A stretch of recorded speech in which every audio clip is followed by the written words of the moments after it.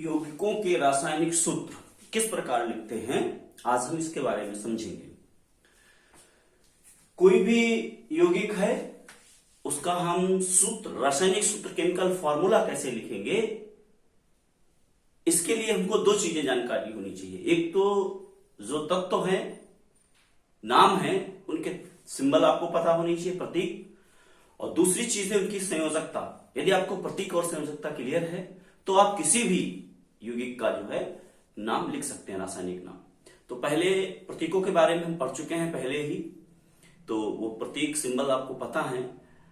और दूसरी चीज है संयोजकता। संयोजकता तो हम उनके परमाणु क्रमांक से भी निकाल सकते हैं, या दूसरा तरीका होता है आयन। किसी भी आयन पे जितना आवेश होता है वही उसकी संयोजकता होती है। तो थोड़ा सा आज हम पहले आयन के बारे में समझ लेते हैं, फिर हम ये बताएंगे कि कैसे हम रासायनिक यौगिकों के नाम लिखते हैं। तो देखिए आयन क्या होता है। आयन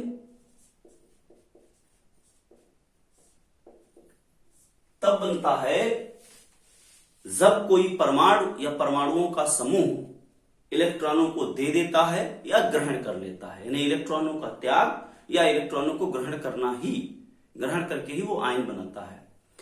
आयन दो प्रकार के हो सकते हैं, या तो इलेक्ट्रॉन वो देगा या लेगा। तो पहली चीज कि जब वो इलेक्ट्रॉन देता है यानी कि वो धनी है, जिसके पास धन होगा वही तो दे पाएगा, तो धनायन, यानी इलेक्ट्रॉन जो देता है वो क्या हुआ, धनायन।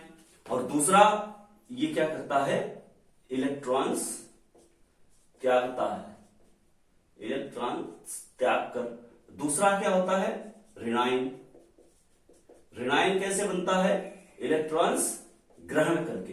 भाई जब किसी से आप ले लेंगे कुछ तो आप ऋणी हो जाएंगे उसके, तो वो ऋणायन बनाता है। तो इलेक्ट्रॉन ग्रहण करके ऋणायन और इलेक्ट्रॉन त्याग कर धनायन बनाता है। अब कुछ एग्जांपल्स इसके मैं यहाँ पे दिख रहा हूं जिनके आधार पे हम उनकी संयोजकता लिख सकते हैं। देखिए पहले तो मैं उनकी बात करूंगा जो सिंगल होते हैं, मतलब जिन एक इलेक्ट्रॉन का त्याग करते हैं। उसमें आपका आ जाता है सोडियम, पोटेशियम। ये वो हैं जो धनायन बना रहे हैं, यानी जो इलेक्ट्रॉन का त्याग कर रहे हैं। इसमें आपका आ जाता है सिल्वर, इसमें आपका आ जाता है Cu, Ag, Cu। और Cu जो होता है वो दोनों बनाता है, यानी कि सिंगल भी और डबल भी बनाता है। तो Cu सिंगल में भी आएगा और Co डबल, यानी एक भी इलेक्ट्रॉन त्यागता, कहीं कहीं दो भी इसकी संयोजकता है और एक भी है। इसके बाद जो दूसरे आपके आते हैं डबल वाले देखें तो उसमें आ जाता है Mg आ जाता है, Fe उसी तरीके से जैसे ये Cu 1 और 2 है, उसी प्रकार से Fe 2 भी संयोजकता होती है और इसकी 3 भी होती है। 3 में एक और आता है एल्यूमिनियम। तो ये तो वो सारे थे जो इलेक्ट्रॉनों का त्याग करते हैं, और ये सिंगल थे। कुछ ऐसे भी हैं परमाणुओं के समूह हैं, जैसे NH4+, इसमें कई परमाणु हैं, एक नहीं है, तो इसपे एक धनायन होता है, NH4+ हो गया आपका। और मुख्य तो इतने ही हैं। हाँ, एक और छूट गया है कैल्शियम। अब दूसरे जो है वो नेगेटिव, यानी जो ऋणायन है, उनमें आपका आ जाता है Cl। हेलोजेंस हैं वो सारे एक इलेक्ट्रॉन को ग्रहण करते हैं, ClBr+I। 2 में आपका आ जाता है ऑक्सीजन, 2 नेगेटिव। और ऑक्सीजन के बाद और है सल्फर में भी 2 और नाइट्रोजन में 3। कुछ ऐसे हैं जो परमाणुओं के समूह हैं, जैसे OH, NO3, कार्बोनेट,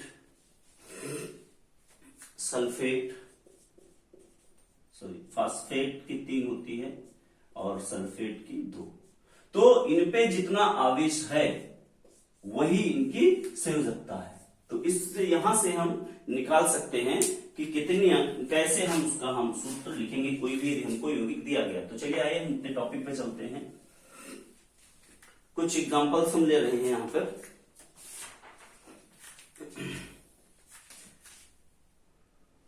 पहले सिंपल से हम चलते हैं, जैसे हाइड्रोजन सल्फाइड।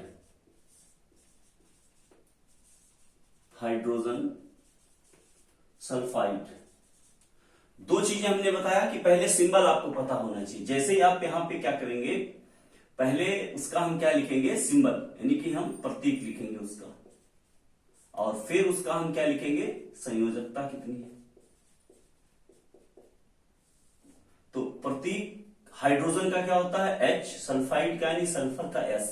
हाइड्रोजन की संयोजकता H आया नहीं यहाँ पे, H दोनों में हो सकता है, H प्लस भी हो सकता है और H माइनस भी हो सकता है। एक इलेक्ट्रॉन इसके पास है, दे भी सकता है और ले भी सकता है। तो यहाँ पे ये प्लस में है, यानी कि इसका संयोजकता 1। और सल्फर, सल्फर की हमने देखा 2 है। अब जब दोनों की संयोजकता लिख लेंगे तो ये क्या होंगी, इंटरचेंज हो जाएंगे, ये इसके पास चली जाएगी और ये इसके पास। तो इसका जो सूत्र हो जाएगा, सूत्र क्या हो जाएगा इसका, रासायनिक सूत्र इसका हो जाएगा H2S। ये हमारा हाइड्रोजन सल्फाइड। आगे देखते हैं दूसरा, इसके बाद मैग्नीशियम क्लोराइड,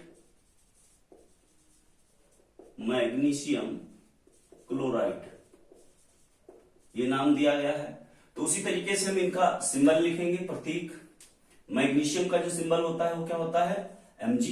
क्लोराइड का मतलब क्लोरीन। तो मैग्नीशियम की संयोजकता हमने देखी कितनी है, 2, और क्लोरीन की कितनी है, 1। दोनों क्या करेंगे, इंटरचेंज कर लेंगे। तो इसका जो सूत्र हो जाएगा वो क्या हो जाएगा, MgCl2। इस तरीके से लिखेंगे। नेक्स्ट और हम देखते हैं कैल्शियम ऑक्साइड, कैल्शियम ऑक्साइड।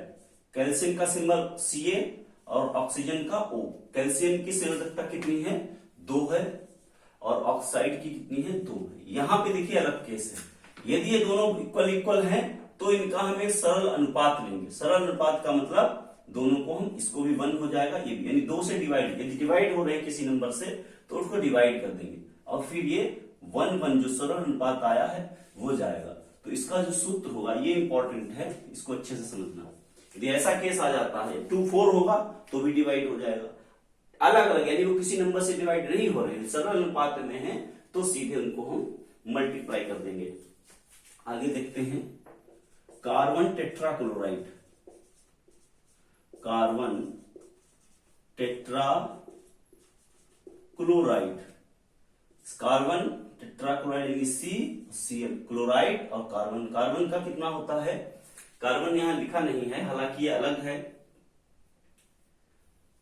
ये आयंस में इसको यदि हम देखेंगे तो कार्बन यहाँ पे 4 क्लोरीन परमाणुओं से जुड़े, इसकी संयोजकता 4 होती है, इसकी 1 होती है। तो इस तरीके से ये बनाएगा CCl4। कार्बन की 4 संयोजकता होती है। और इसके बाद आता है एल्यूमिनियम क्लोराइड, एल्यूमिनियम क्लोराइड यानी Al और Cl। तो एल्यूमिनियम की संयोजकता कितनी है, 3, और Cl की कितनी है, 1, यानी कि ये इधर चला जाएगा और ये इधर चला जाएगा। तो ये हो जाएगा AlCl3। नेक्स्ट एल्यूमिनियम सल्फेट, ये भी बहुत पूछा जाता है, एल्यूमिनियम सल्फेट। एल्यूमिनियम सल्फेट में हम लिखेंगे तो एल्यूमिनियम का Al और सल्फेट का सल्फेट, यानी इसकी सल्फेट की कितनी वैलेंसी है, 2, और एल्यूमिनियम की 3। तो ये इस तरीके से जाएंगे। तो इनका जो सूत्र बनेगा Al2SO4 का होल थ्राइस। यहां ध्यान देना है, जो 3 जाएगा ये पूरे पे जाएगा, क्योंकि सल्फेट पूरा हमारा एक ही आयन है। तो Al2SO4 का whole thrice. Calcium carbonate,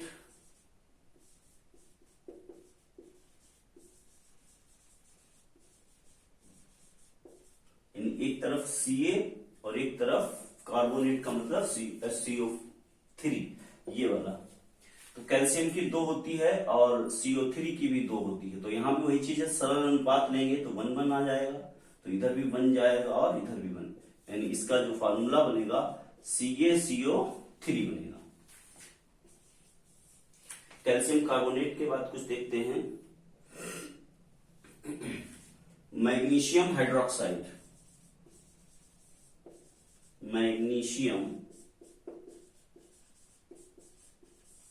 hydroxide, एक तरफ Mg और एक तरफ OH। मैग्नीशियम की 2 होती है, OH की 1 होती है, दोनों एक दूसरे से जाएंगे तो सूत्र बन जाएगा MgOH का होल ट्वाइस। तो इस प्रकार से आपने ये समझा कि कैसे हम किसी भी रासायनिक यौगिक का हम सूत्र लिख सकते हैं। कुछ और भी हैं, उनके मैं डायरेक्टली बता दे रहा हूं। जैसे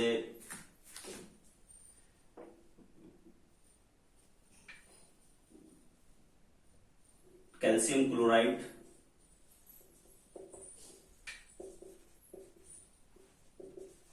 यानी कि कैल्शियम और क्लोराइड, कैल्शियम 2, ये 1, तो ये इधर चला जाएगा और ये इधर, तो इनका जो सूत्र बन जाएगा CaCl2। और पोटेशियम सल्फेट,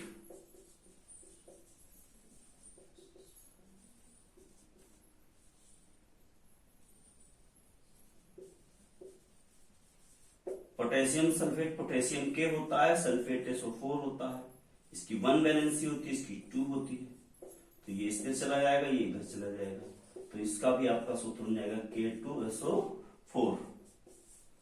एक और देखते हैं, सोडियम कार्बोनेट,